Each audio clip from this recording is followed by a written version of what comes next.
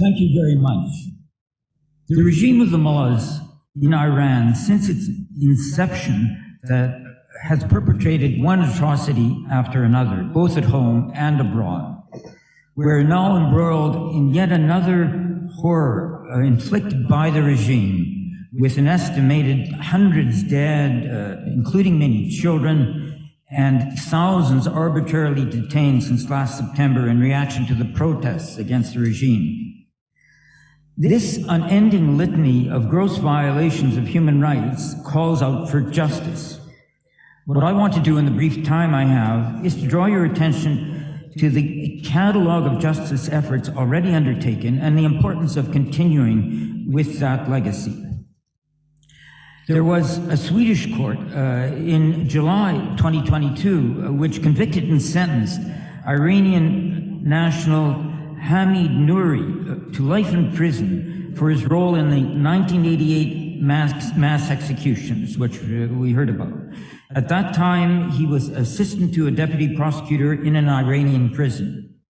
Hamid Nouri was visiting Sweden in 2019 when he was arrested.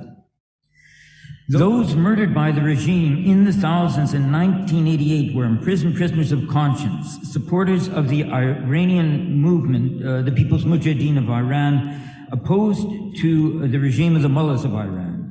The current president of Iran, Ebrahim Raisi, was in 1988 a member of the four-person Tehran Death Committee, the committee that decided which prisoners of conscience held in Tehran would be executed for not professing sufficient loyalty to the regime of the mullahs. He condemned many innocents to death. A German court in April 1997 convicted 4 men of complicity in the assassination in a restaurant in Berlin in September 1992 of 3 leading members of the Democratic Party of Iranian Kurdistan, the PDKI. The court declared Iran's Minister of Intelligence at the time, Ali Valakhijan, responsible for ordering the killing and issued an international warrant against him. On the request of Argentina, Interpol in 2007 issued red notices against 5 Iranians for the bombing of the Jewish Community Center in Buenos Aires in July 1994, with 85 dead and over 300 wounded. Mohsen Rezi, the current vice president of Iran for economic affairs, and Ahmed Vahidi, the current Minister of Interior, are 2 of the 5 against whom Interpol red notices were issued. A Belgian court in February 2021 convicted 4 individuals for their involvement in the attempted bombing in June 2018 in Villepinte, near Paris, of a rally of the National Council of Resistance of Iran. Several of us, including me, here now before you, were invited guests at the rally. 3 of those convicted appealed their convictions. They lost their appeals in May 2022. A Canadian court found in 2021 that the shooting down of by the Iranic Islamic Revolutionary Guard Corps in January 2020 in Tehran of the Ukrainian Airlines flight PS752, that shooting down was an act of terrorism. And it ended up killing 176 on board, 138 had ties to Canada, 55 were citizens, and 30 were permanent residents. 9 of them came from Winnipeg, where I live, including 2 children. The government of Canada is now taking steps to bring Iran to the International Court of Justice for this wanton act. An Albanian court in December 2022 convicted and sentenced an agent of the Iranian Secret Service for planning to commit terrorist acts against Iranian refugees in Iran, members of the People's Mujahideen of Iran. The Canadian State Immunity Act provides an exception to state immunity for only 2 foreign states as supporters of terrorism. Iran is one of them. The U.S. has only 4 exceptions to sovereign immunity in its list of sponsors of terrorism. Again, Iran is one of them. The government of Canada has imposed sanctions on a number of Iranian individuals and entities. The government has designated the leadership and senior members of the Islamic Revolutionary Guard Corps as inadmissible to Canada.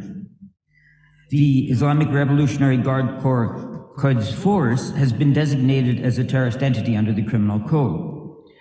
More, of course, could be done and should be done. In Canada, the leadership and senior membership of the Iranian Islamic Revolutionary Guard Corps, now designated as inadmissible under the Immigration and Refugee Protection Act, should also be listed under the criminal code as a terrorist entity.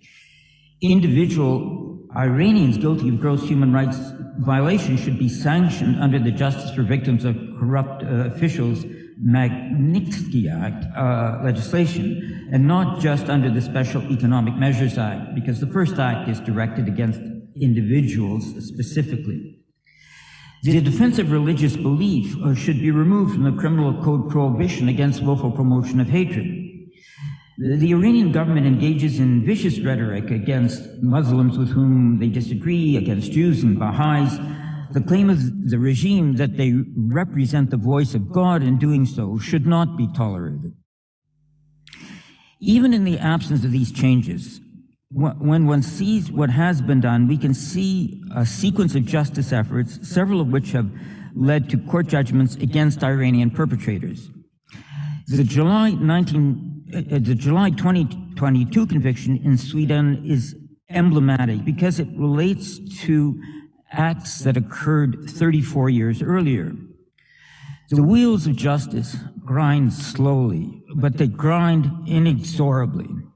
As long as the perpetrators remain alive, whether in power or not, the global justice system will seek them out and confront them with their crimes. Regime change and pursuit of justice are not alternatives. They work cumulatively. The mullahs of Iran, in their justice system, determine that certain acts in opposition to them make their opponents muharibay, enemies of God, and execute these claimed enemies. If we look at the facts and not just beliefs, the regime of the mullahs of Iran are enemies of humanity. The crimes they commit are crimes against humanity. Independent justice determinations globally, in one country after another, make that fact clear and shake the foundations of the regime. When the current regime falls, the justice efforts will be more comprehensive. But even today, with the current regime in place, the justice efforts that have been undertaken should continue and will continue. The end to impunity is not something which has to wait for regime change. The pursuit of justice can accelerate regime change. That pursuit should happen now. Thank you.